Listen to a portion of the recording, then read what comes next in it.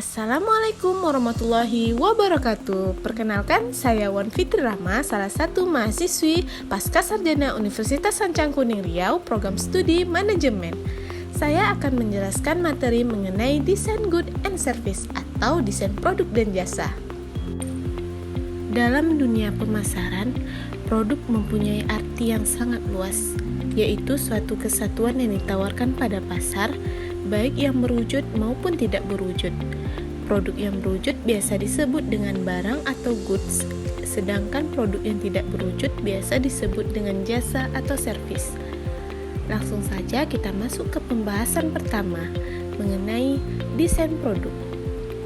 Desain produk adalah proses pembuatan produk baru yang akan dijual dan dipasarkan oleh produsen kepada konsumennya. Suatu konsep yang sangat luas, pengembangan ide-ide yang efektif dan efisien dilakukan melalui proses yang mengarah ke berbagai produk lain. Yang kedua, kita masuk pembahasan mengenai produk life cycle atau siklus hidup produk. Siklus hidup produk merupakan berbagai tahapan atau proses penciptaan produk, mulai dari proses pendistribusian kepada pasar hingga pada akhirnya ditarik oleh pasar. Untuk memperpanjang umur hidup suatu produk, perusahaan harus bekerja keras melaksanakan berbagai strategi agar produk yang diolahnya dapat bertahan lebih lama di pasar.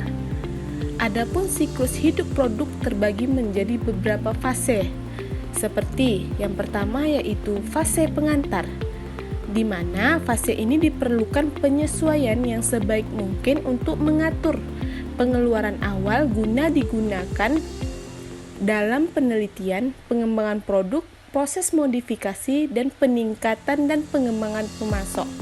Yang kedua yaitu fase pertumbuhan, di mana fase ini desain produk sudah mulai dapat distabilkan dengan kondisi perekonomian saat ini.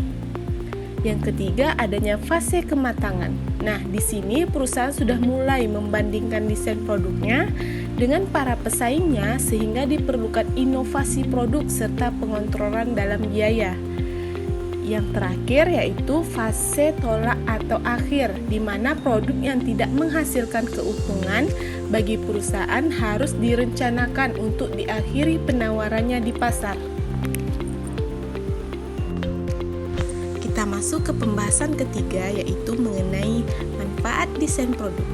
Adapun manfaat dari desain produk ini sendiri, yang pertama, agar produk yang dijual menjadi lebih menarik, unik, dan dapat dibedakan dengan produk perusahaan lain.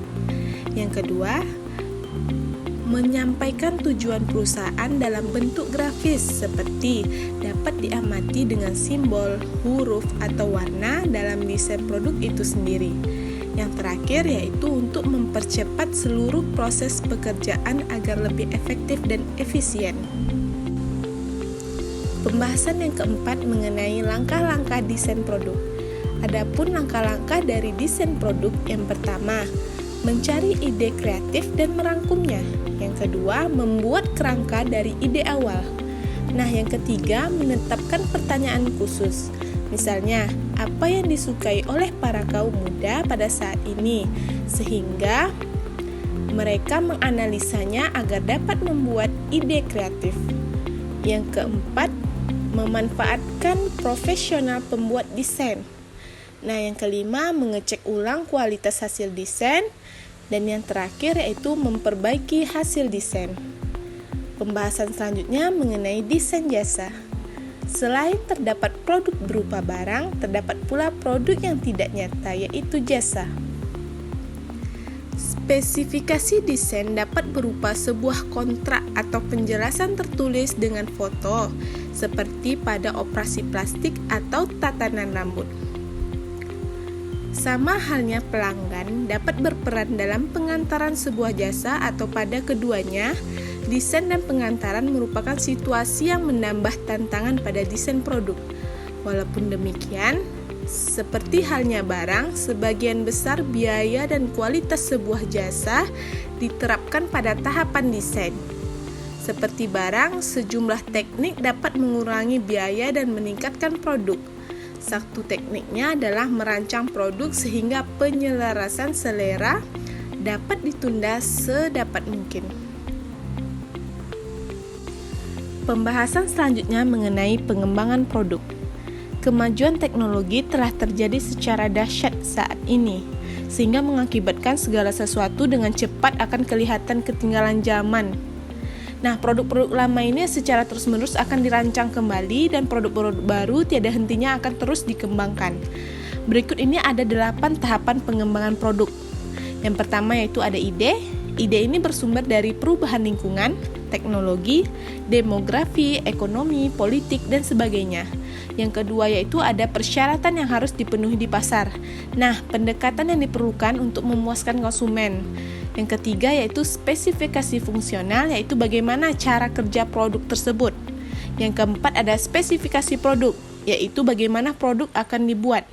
Nah, yang kelima ada ulasan desain, yaitu bagaimana produk akan dibuat secara ekonomis dan berkualitas. Yang keenam ada pengujian pasar, yaitu apakah produk memenuhi keinginan pasar atau tidak. Yang ketujuh ada pengenalan produk, yaitu produk diantar ke konsumen. Yang ke-8 ada evaluasi, di mana akan membicarakan mengenai berhasil atau tidak. Pembahasan terakhir mengenai permasalahan lain dari desain produk. Yang pertama yaitu transisi ke produksi. Staf pengembangan produk selalu tertarik membuat perbaikan sebuah produk, karena mereka cenderung untuk melihat perkembangan produk sebagai sesuatu yang terus berkembang. Mereka mungkin tidak pernah menyelesaikan produk, tetapi sebagaimana yang telah kita ketahui, bahwa perkenalan produk yang terlambat akan berakibat pada biaya yang tinggi. Walaupun tekanan konflik ini ada, manajemen harus membuat sebuah keputusan pengembangan lebih lanjut. Nah, di sini tugas manajer operasi adalah membuat perpindahan dari lead bank ke produksi tanpa gejolak. Yang kedua, permasalahan lain dari desain produk adalah faktor-faktor yang perlu diperhatikan. Ada banyak faktor dalam desain produk yang perlu diperhatikan. Yang pertama yaitu kebutuhan konsumen. Apa alasan produk dirancang? Apakah harus mampu memenuhi kebutuhan pelanggan ataupun tidak? Yang kedua yaitu segmentasi pasar. Nah, pasar atau konsumer perlu dibedakan, salah satunya mengingat perbedaan dalam selera konsumen. Yang ketiga yaitu teknologi. Dalam mendesain produk, teknologi berperan dalam menghasilkan produk yang diminati. Perkembangan teknologi mengharuskan produsen untuk mampu menciptakan produk-produk yang berkualitas. Nah, yang terakhir yaitu kondisi lokal. Dalam desain produk perlu dipertimbangkan budaya lokal masyarakat atau konsumen sehingga produk kita bisa dimanfaatkan dengan baik dan tidak menyusahkan. Sekian penjelasan materi dari saya. Apabila terdapat kesalahan kata, mohon dimaafkan. Assalamualaikum warahmatullahi wabarakatuh.